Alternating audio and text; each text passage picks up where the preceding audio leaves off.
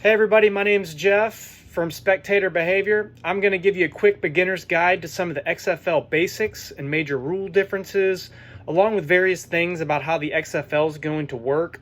So many of you remember that the XFL first appeared in 2001, only lasted a year.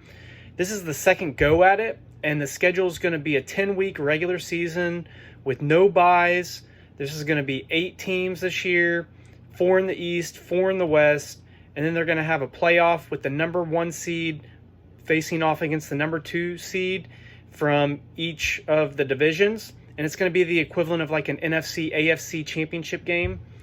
And then they're going to be, the following week is the championship game where the teams from each division, West and East, face off against each other, kind of like the Super Bowl. So the teams are the Dallas Renegades, the DC Defenders, the Houston Roughnecks, the Los Angeles Wildcats, the New York Guardians, the St. Louis Battlehawks, the Seattle Dragons, the Tampa Bay Vipers. So the games will be aired on ABC and Fox, as well as ESPN and Fox Sports 1. The season starts Saturday, February 8th and ends April 26th. So the players' salaries range anywhere from $50,000 to about $270,000. So some of the rule changes in the XFL compared to the college and NFL are a little different. So kickoffs will be from the 30, and the coverage team will line up at the 35, and only the kicker and receiver can move it first. Once the ball's caught and the ball is on the ground for 3 seconds, the other players are allowed to move. Also, there are no surprise onside kicks allowed. You have to let the official know if you're trying to do an onside kick. Also, kicks out of bounds or not reaching the 20-yard line results in an illegal procedure, and the ball will be placed at the kicking team's 45-yard line.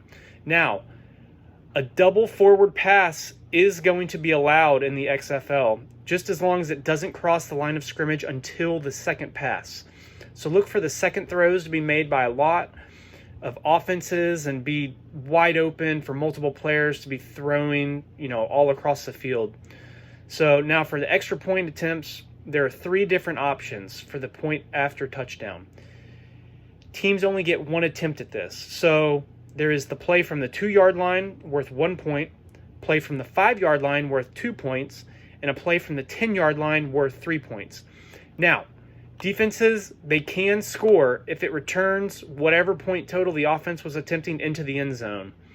So some of the other technical rules are as this. If a player has 1 foot in bounds or elbow or any body part in, it results as inbounds, just like college game. There will only be 2 timeouts a half, unlike 3 with college and NFL. There's going to be a running clock, which includes out of bounds and incomplete passes, completely different from college and NFL. However, when it gets to the 2-minute mark, incomplete passes and out of bounds stops the clock, all right? So game clock is going to be 25 seconds instead of 40 seconds like in the NFL and college, just like the old college days before 2008. Now there will be no coaches' challenges, and plays will be reviewed by replay officials. The replay official who will be in the booth, and the replay official can correct terrible calls he sees by officials on the field with 5 minutes left in the fourth quarter or overtime, and he thinks that could impact the game. So for punts, if it goes into the end zone, the ball goes to the 35-yard line. Also, there's no corner kicks, and those go to the 35-yard line as well, or further up depending on where the ball lands and what is best for the receiving team.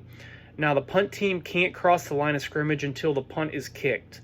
Now, you can fair catch, unlike the previous XFL league rules, but they seem to be trying to discourage punting and making the rules way more favorable for the receiving team in those situations.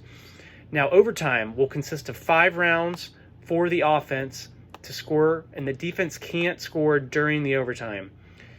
It will be 5 one-play possessions and result in 2 points for each good conversion.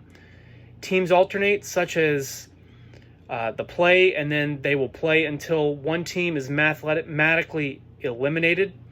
And if there's a tie, then there will do a single round possession until one team scores and the other team doesn't. Now, they're also going to have something with the broadcast where the communication between the quarterback and the coach can be aired on the audio for the broadcast. So this is completely different from NFL, where they don't broadcast that communication. So it could be interesting with the XFL and how they show the broadcast. So I hope y'all enjoyed these tips on, just the differences with the XFL and college and NFL rules, and just some of the other random facts about the XFL. If you like this, hit the like button. Also, it's free to subscribe to my page, Spectator Behavior. Thank you again for watching.